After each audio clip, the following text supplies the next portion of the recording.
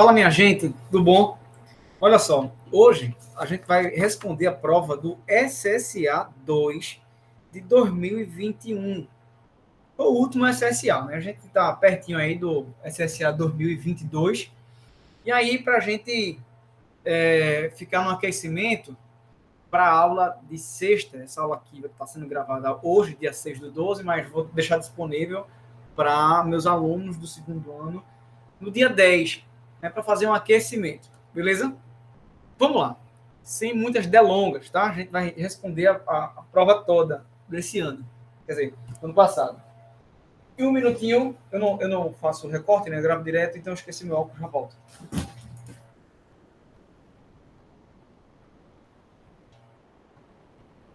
Pô, cheguei. Foi rápido. Vamos lá. Gente, a prova é muito bem distribuída. Veja que ele pegou o Brasil holandês. É o último tópico. É o Brasil holandês, é o contato entre os europeus. Não é o último tópico, não. Estou confundindo com o SSA1. É um dos tópicos do SSA2, tá? Essa relação entre Europa, América, período colonial, né?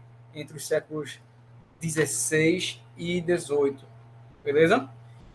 Então, questão número 1, essa aqui é a questão 21, né? Então, vamos lá. Questão fácil. A questão mais fácil da prova, eu acho aqui. Eu achei, né?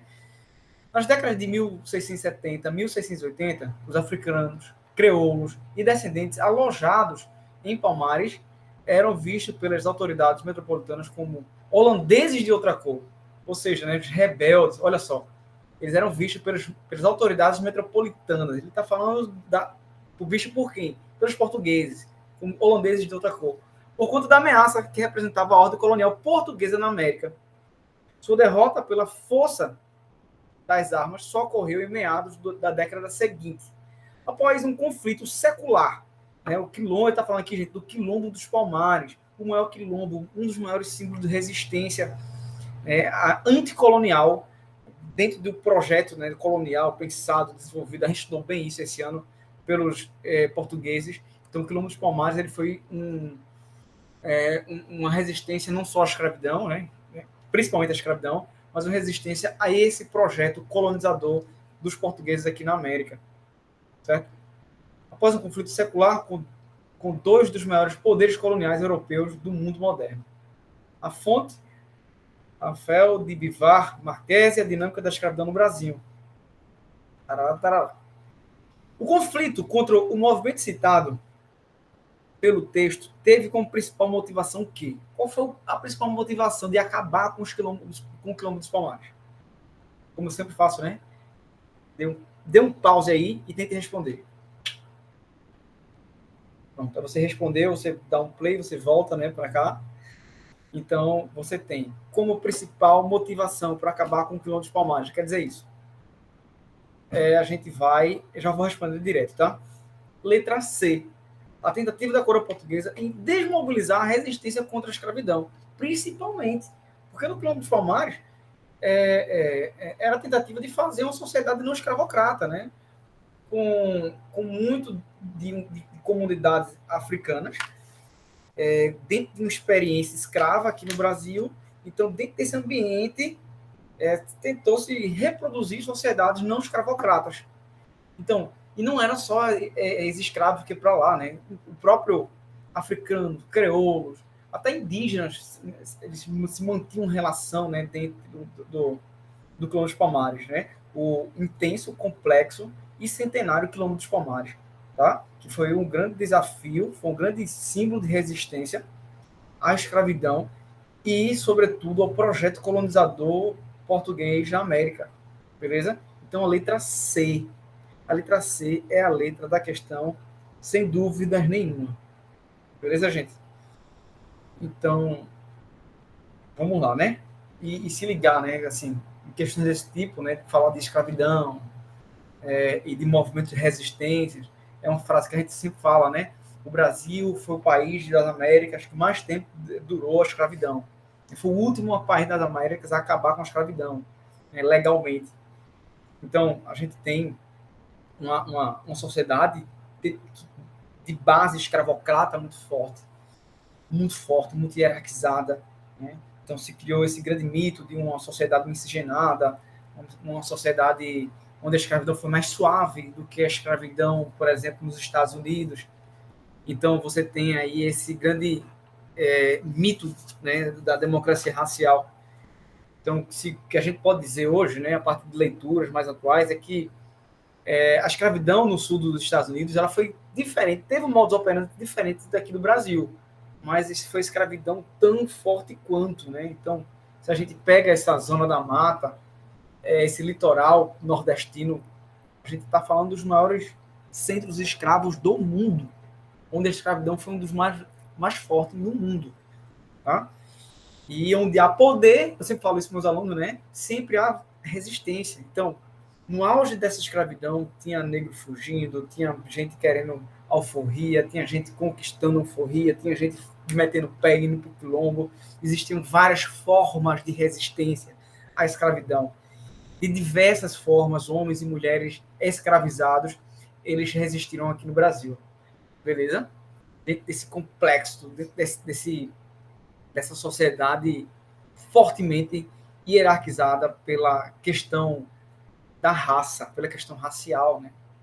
Não só pela questão racial, mas a gente está falando aqui de escravidão, então, pela questão racial. Certinho? Então, letra C. Questão número 22. A questão que remete já ao século 17, 18, né? Mas, enfim, vamos lá. Ao período mais que a gente tem como história mais europeia, né? Iluminismo. Robert Dahl começa um livro sobre a democracia econômica perguntando se a igualdade é inimiga da liberdade. A igualdade é inimiga da liberdade? Ele não inventou a pergunta. O problema é, pelo menos, tão velho quanto a filosofia liberal. A pergunta se liberdade, igualdade é inimiga da liberdade. Tão velho quanto a filosofia liberal, se o ponto inicial do liberalismo for situado em Locke, John Locke. Gente, a gente viu esse cara, né? Então, defendia os direitos inalienáveis, o homem que tinha direitos naturais. Para John Locke, todas as pessoas tinham direitos e nasciam iguais por direito. Olha só, né? Então vamos lá.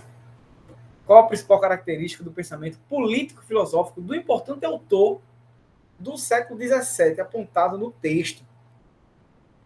Que autor? John Locke. Dê a pausa aí. Deu. Respondeu. Play. Volta para cá. Então, seria o multilateralismo, o direito autoritário, a propriedade comunal, a noção do governo consentido, a constituição de um poder moderador. Veja só, a gente está pensando em liberalismo, a gente está pensando, né, nesse pensamento filosófico, político, que começou a se desenvolver no século XVII, XVIII, que vai resultar nos iluministas, né? Vão criticar o Estado absolutista, o poder autoritário das monarquias absolutistas. Já daí já dá para cortar um monte de questão, né? Direito autoritário, não é um direito autoritário, não, é um direito que todo mundo, né? O direito inalienável, tipo um direito natural. Constituição baseada no poder moderador, um quarto poder, grandes poderes, né? Concentração de poder, não. Era contra isso, exatamente, né? Exatamente o oposto, né? Que John Locke pensava, né? Era exatamente contra esse direito autoritário, seja ele poder moderador, seja o direito autoritário de fato. Então, a letra da questão, gente, e até se você pensar assim, pô, não sei. Então, ó, direito autoritário, poder moderador, propriedade comunal, isso nunca foi defendido pelos iluministas. Uma propriedade comum, né? Então, pelo contrário, né? São os iluministas que criam a ideia do liberalismo. Né? Então, se você começar a marcar aqui o que não dava para ser de jeito nenhum, a letra B não ia, a letra C não ia, a letra E não ia de jeito nenhum. Então, sobra a letra A e a letra D. E a questão é a letra D. A noção de um governo consentido. Um governo que fosse consentido, né? Tipo um pacto entre governantes e governadores. Governantes e governados. Tá? Então, a letra D é a letra da questão. Vamos lá. Número 23. essa questão número 23, a gente estudou, a gente leu um texto sobre isso. Veja bem, viu? A consolidação e centralização do Império, a gente está falando do Império Brasileiro. Então, a gente tem, o Brasil, quando se torna independente, em 1822, o Brasil se torna uma monarquia, diferente de todos os vizinhos latino-americanos que se tornaram república, o Brasil se torna um império. 1822 a 1840. A gente tem o primeiro império, primeiro reinado, né? Primeiro reinado, aliás, primeiro império não, primeiro reinado, porque só tem um império, né? E dois reinados, Dom Pedro I e Dom Pedro II. Mas o primeiro reinado, gente, em 1831, o imperador ele abdica do trono. Então, o Brasil ele passa a ser governado por regentes. Então, o período regencial, 1831 a 1840, período regencial, foi o período mais instável do Império. Foi um período que o Brasil quase se dividia. Várias rebeliões regenciais, separatistas do período regencial. Beleza? E aí é só no segundo reinado que o Brasil se consolida enquanto uma nação. A gente estudou sobre isso, né? Sobre o projeto de nação do Brasil e como foi que o Instituto Histórico Geográfico, o romantismo, se somaram para construir a ideia de uma identidade nacional. Beleza? Mas vamos lá. A consolidação e centralização do Império não se realizaram exatamente quando da independência, mas em decorrência de processos políticos e militares que reafirmaram a consolidação do Estado entre as décadas de 40 e 50, já no segundo reinado. É isso que a gente leu, a gente estudou, é isso que eu falei agora por último. Mariana Albuquerque Dantas. O período subsequente ao relatado pelo texto é caracterizado pelo quê? Dá aquele pause. Dê aquele pause, gente. Responda e depois venha.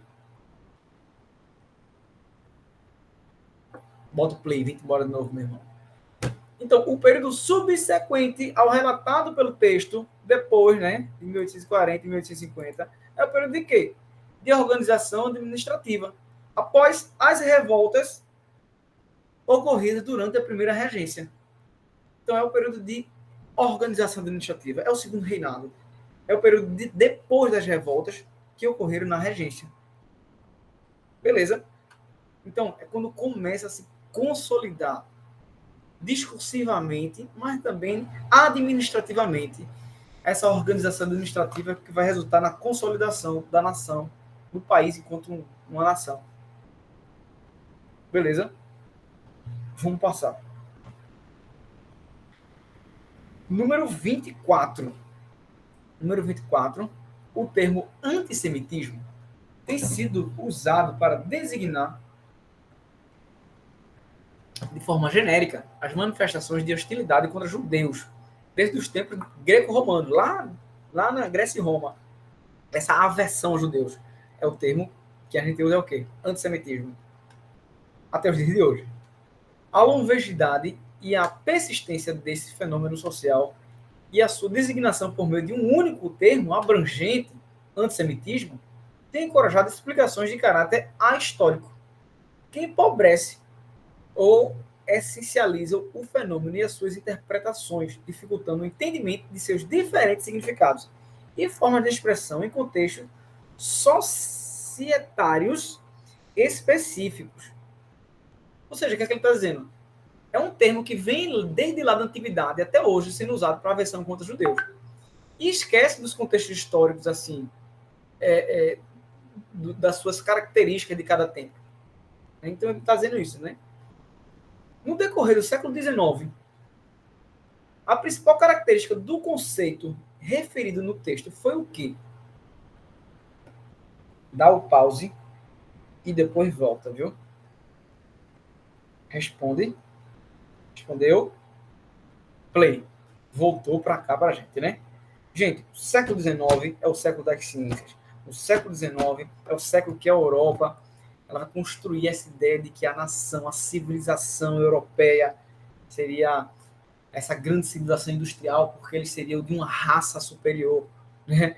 Então, a noção da questão racial vai entrar muito no meio para marcar essa diferença para outros grupos étnicos. Então, no decorrer do século XIX, a principal característica do conceito, lá de cima, antissemitismo, ele vai ser referido no texto. Por quê? Porque foi o quê? Foi a utilização da ciência, tornando-se uma questão racial. Letra B. Ó, gente, nesse livrinho aqui, deixa eu estar mostrando para vocês. Nesse livrinho aqui, da Hannah Arendt, Origens do Totalitarismo. Aí tem aqui, ó, antissemitismo, imperialismo, totalitarismo. Ela vai... É um livro bem grande, né?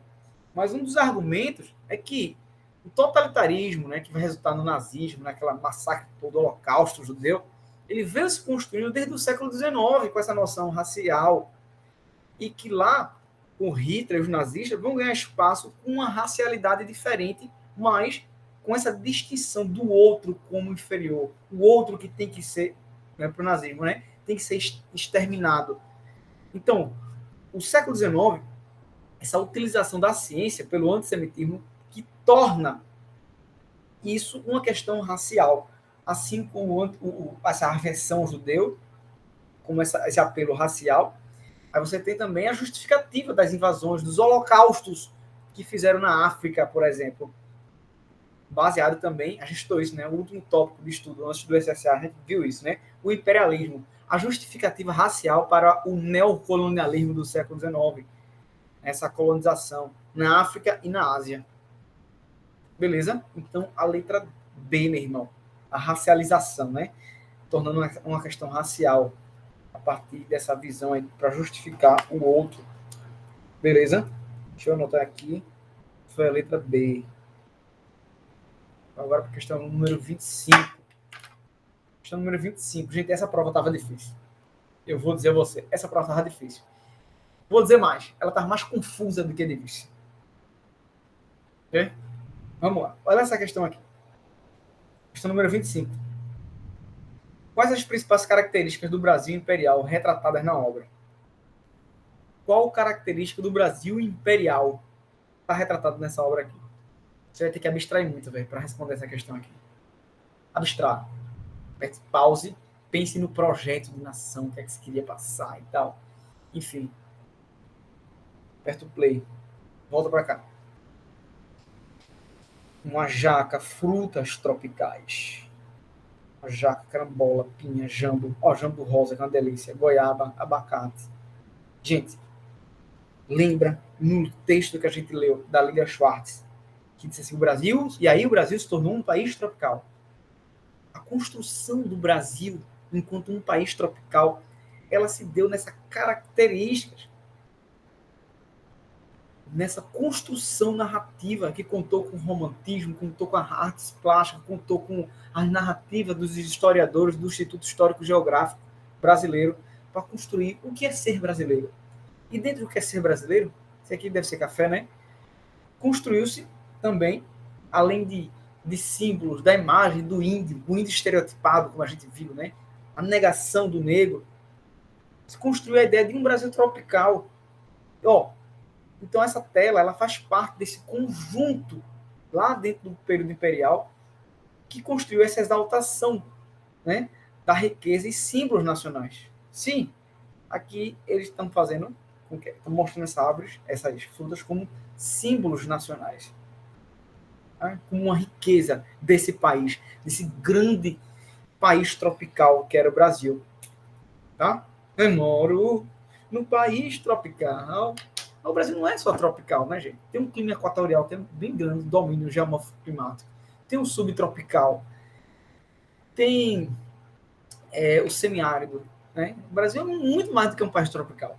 E o país tropical não é nem assim, não passa nem da metade do continente brasileiro. São muitos climas. Mas a ideia, essa construção do Brasil tropical foi muito forte no século XIX. E aí, esses símbolos nacionais, eles foram importantes para construir essa ideia. Questão difícil. Eu achei essa questão difícil. Mas vamos lá. Tem que pegar a ideia, velho. Tem que pegar a ideia. Aquela questão. Aquele texto que a gente leu. Né? Enfim, um império nos trópicos. Uma nação nos trópicos. Da Lilia Schwartz. Ela ajuda muito a gente a pensar isso. Pega o conceito. todo esse esforço que se teve dessa construção narrativa, encontrando história, um herói nacional, encontrando símbolos para a nação. Beleza?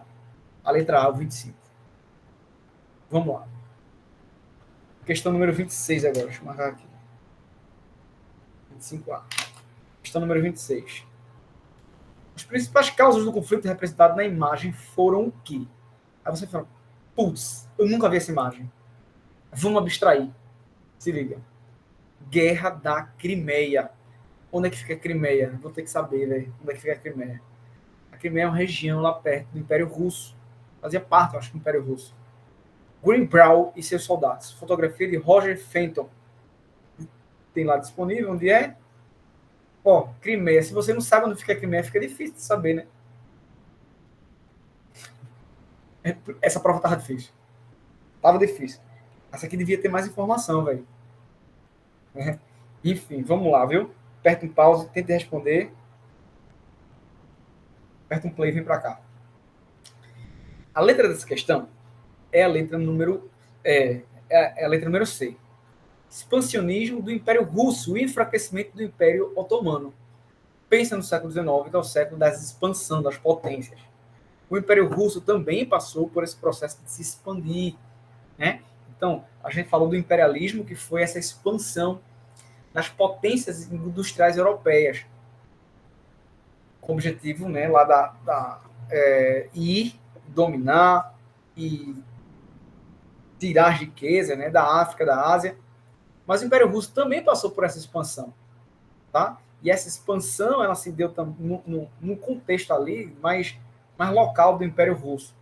Então, marca o enfraquecimento do Império Otomano, o Império Turco-Otomano, né, no século XIX, e marca também um período de expansão do Império Russo, que estava também se industrializando, assim como outras potências industriais.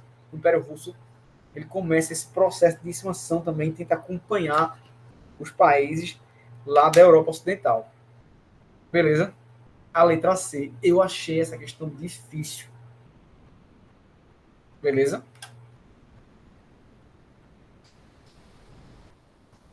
Essa questão aqui, gente. Meu irmão, essa questão aqui foi para se lascar. Abordou o tema.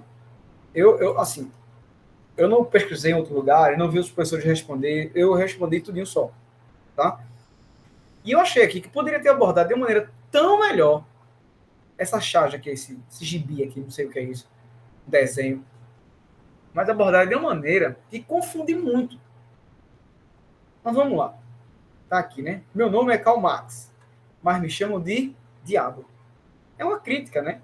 Ao que vem de Karl Marx, o pensamento marxista, uma coisa do diabo e tal, coisa ruim. Né? Mas por quê? Isso porque eu quis acabar com o capitalismo.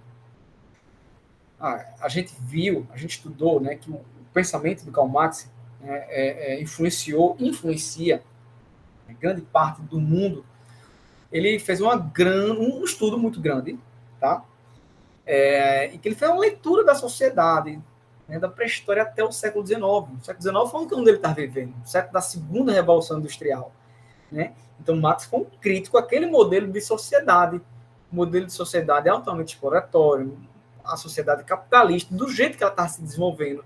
E todas as mazelas que veio juntos, né, com a sociedade capitalista, né, segregação socioespacial, gentrificação do espaço urbano, altíssimos níveis de exploração da classe trabalhadora. Então, Marx foi um grande crítico a isso tudo, né?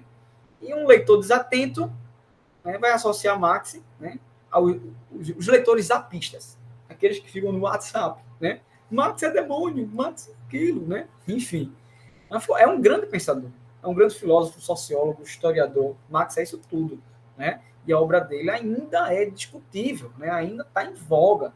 Se usa muito, muito Marx para entender, né, conceitos de classes sociais, conceitos de exploração, de trabalho alienado, e tudo isso que trouxe o século XIX e o capitalismo. Tá? E não é crime, não, ser marxista, não. Tá? É só uma perspectiva, é uma lupa teórica de enxergar a sociedade capitalista. Tá? Enfim, Duas das principais características do pensamento, do intelecto, do intelectual retratado no quadrinho, são o quê? Quais são as características desse pensamento, desse intelectual retratado no quadrinho? Estou fazendo assim que é para vocês verem melhor, quando forem responder sozinhos. Dá o pause, responde, meu velho, e vem para cá. Play. Gente, vamos fazer essa questão por eliminação. Ó, o intelectual Karl Marx, retratado no quadrinho, duas principais características do pensamento dele. Liberalismo? Não. Ao contrário. Ele era crítico ao liberalismo. Neoliberalismo? Não. Neoliberalismo é um conceito que vai surgir na década de 70, 1970. Dizer que Marx era neoliberal é um anacronismo. Né? Marx viveu sua vida toda no século XIX. Né? A obra Marx, ele está falando do século XIX. Então, neoliberalismo não tem nada a ver. Tá? Evolucionismo, pelo amor de Deus, né? Republicanismo e mercantilismo não pode ser de jeito nenhum. Né? O mercantilismo seria essa prática, né, econômica dos séculos XV, XVI, tá? Então a gente está falando aqui do pensador do século XIX. Então, de uma maneira muito característica do pensamento intelectual Marx, de uma maneira muito romantizada aqui, que ele, né? E de uma forma de progresso. Eu juro a você que poderia ter várias formas de quem elaborou essa questão, trabalhar isso. Eu só consegui fazer essa questão matando as outras alternativas. E aí só sobra a letra A, e só pode ser a letra A. E o gabarito certo foi a letra A. Como eu disse, tinha muitas maneiras de se abordar essa questão aqui, de maneira muito mais inteligente, inclusive, né? Mas duas principais características do pensamento do intelectual retratado no quadrinho são o quê? Forma romântica de trabalhar ele, acho que é assim que o cara da banca quer que a gente pense, né? E o progresso, romantismo e progresso. Só sobra a letra A. Tem aquela questão que só pode ser essa, assim, porque as outras são muito grosseiras. Pronto. Essa aqui. Letra A. Hein? Então, essa prova não estava muito difícil. Ela estava muito confusa. Muito confusa.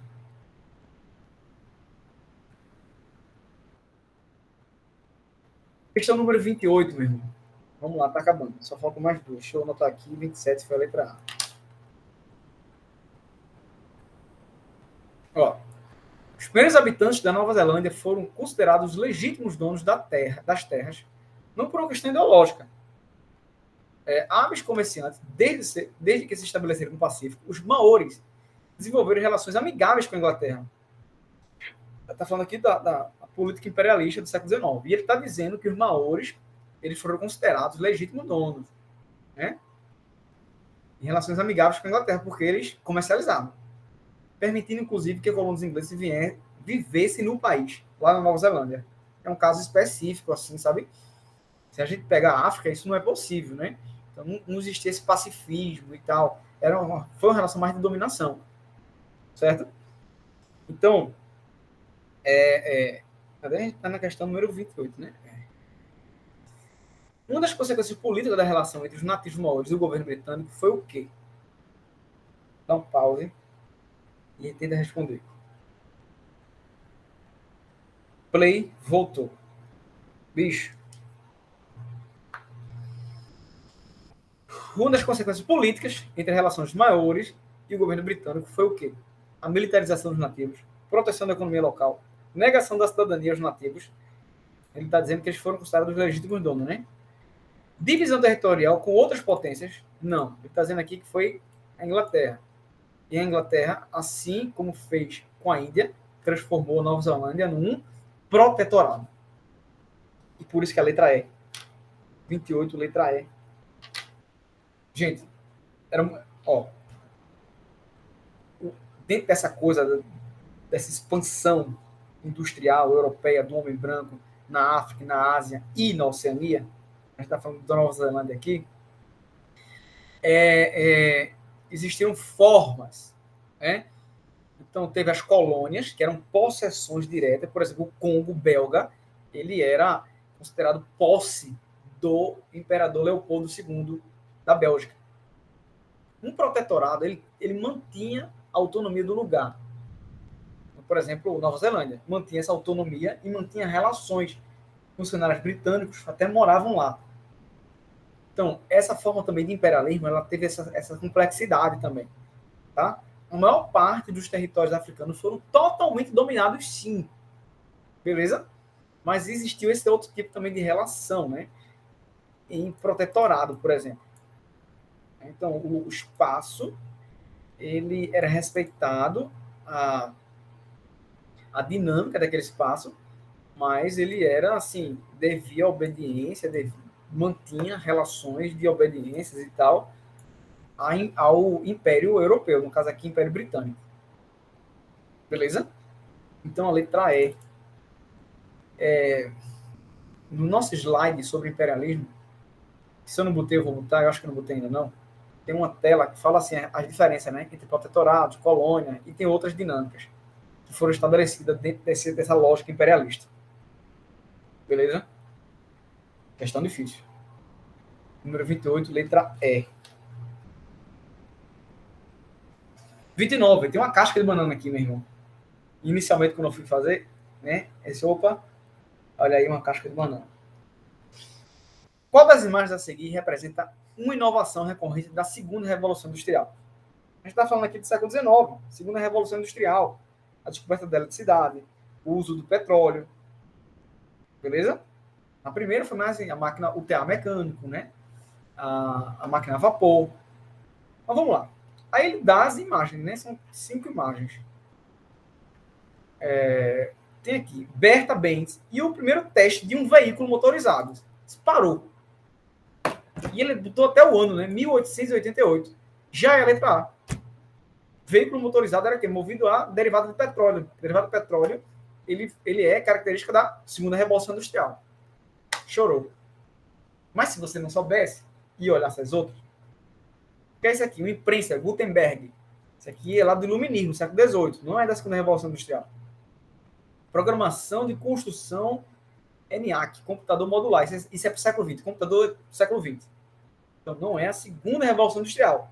Tá? A segunda Revolução Industrial, século XIX. Lançamento Apolo 11. Olha isso. Século XX também. Inclusive no período da Guerra Fria.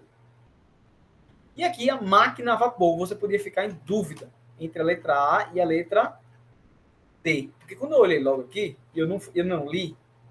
Essa mulher não é uma bicicleta, né? É uma bicicleta. Aí fui embora. Mas não é uma bicicleta, né? É um veículo motorizado. Motorizado, petróleo, século XIX, segunda Revolução Industrial, letra A. Beleza? 29, letra A, de amor. Questão número 30, meu irmão. Para a gente encerrar aqui essa aula, essa resolução de 2021. A nostalgia da cidade provinciana, olha, essa questão também, ela eu acho que foi uma das questões mais difíceis. Foi uma prova difícil. Essa foi uma prova difícil. Vamos lá. A nostalgia da cidade provinciana, por quanto entrelaçada ao mundo rural da produção açucareira, diz respeito ao aparecimento das usinas em fins do século XIX, marcando a cisão entre usineiros e fornecedores de cana. Século XIX, quando chega a usina, o advento da usina aqui em Pernambuco, no Nordeste, né? Então você vai ter a usina como um lugar de produção de cana. E os engenhos vão virar engenhos de fogo morto, né? Eles só produziam a cana e mandavam a cana para a usina, né? Entretanto, na primeira década do século XX, já é marcante uma outra fenda, uma outra divisão entre os detentores do poder econômico, usineiros e detentores de cana, os fornecedores de cana, né? Os donos de engenho. Os grupos comerciais e os incipientes grupos industriais em Pernambuco. A gente está falando no início, nas primeiras décadas do século XX, tem essa dinâmica, né? A divisão entre usineiros e fornecedores de cana, dono de engenho, os grupos comerciais e os que estavam começando uma vida industrial em Pernambuco. Olha só. Virgínia Pontual. Tempos do Recife. Tendo por base o texto, A primeira onda de industrialização do Recife teve como principal característica econômica o quê? Olha só que coisa difícil, velho. O que foi que teve? A primeira onda industrial do Recife. Achei uma questão mal formulada e uma questão difícil. Eu tenho que saber qual foi, né, o tipo de atividade econômica do Recife das primeiras décadas do século XX. Puta merda, né? Desculpa aí, mas é isso mesmo, né? Mas vamos lá fazer. Dá o pause e tenta fazer. Teu play voltou para cá, né? Então ele está dizendo, primeira onda de industrialização. Qual foi a principal característica? Promoção do setor de serviço? Não, está falando de indústria, meu irmão. Então, o setor de serviço é serviço, né? É outra coisa. Incentiva o uso de energia sustentável. Falar em energia sustentável no início do século XX não rola. Ninguém pensava nisso, inclusive. Estimula a mobilidade urbana. Gente, até hoje a gente não pensa muito na mobilidade urbana de Recife, né? De Pernambuco. Então, não se tinha também essa dinâmica de estímulo à mobilidade urbana. Veja, eu estou matando. Ó. Se é difícil a questão, a estratégia é o quê? É eu matar aqui, ó. Aqui não pode ser de jeito nenhum. Tá? Aí ficou a D e a E. Vê o que diz a letra E. Desenvolvimento de mercado exportador de tecnologia. Você acha que no início da década do século XX, Recife, a primeira onda de industrialização do Recife, teve como característica desenvolver mercado para exportar tecnologia? De jeito nenhum.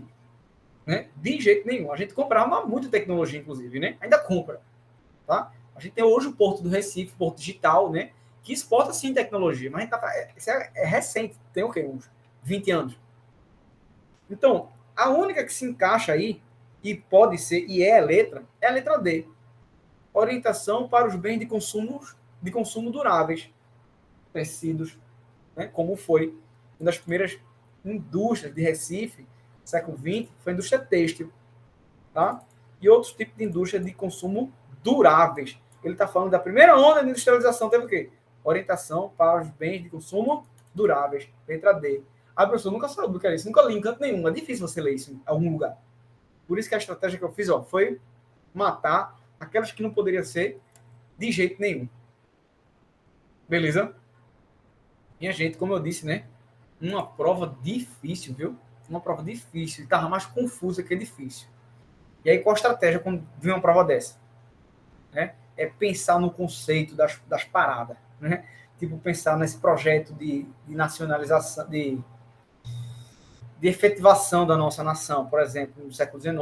Se você pensa, se você entende que teve todo um processo, toda uma escolha de símbolos nacionais, de construir uma narrativa da nação, você responde aquelas questões lá, né? Que tem uma jaquinha, as frutas.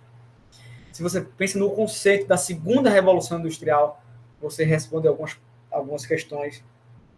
E se você não soubesse, estiver muito confuso, como foi a última questão, vá por estratégia, vá vendo aqui é absurda, pense no contexto, leia o texto que ele está dando, leia a referência e pense. Ele está falando de um Recife industrializado no início do século XX. Bicho, será que a gente exportava tecnologia no século XX? Óbvio que não. Né? Óbvio que não. Então, era muito grosseiras, inclusive eram muito grosseiras as indústrias aqui no século XX, em Recife. Beleza? Carente de tecnologia. Então, aí veja que eu fui matando, que eu fui dizendo, que não poderia ser, fui pensando. É preciso que vocês pensem historicamente quando a gente for fazer uma prova desse tipo. Beleza? Então, pense nas aulas que a gente teve. Pensa aí nos textos que a gente leu, que ajuda muito a gente pensar, contextualizar historicamente. E aí a gente vai fazer essa prova, tá? Essa prova de história, eu espero que venha em outro formato, sabe? Menos confuso do que foi em 2021, mas se vir, a estratégia é essa que a gente usou. Beleza, gente? Boa prova para vocês. Um forte abraço e um cheiro bem grande do tio. Eu tô aqui, né, na torcida por vocês, como sempre. Beleza? Um cheiros. Deixa eu interromper a gravação. Goodbye, que é tchau. em russo. Só para quem não saca o russo, tá ligado?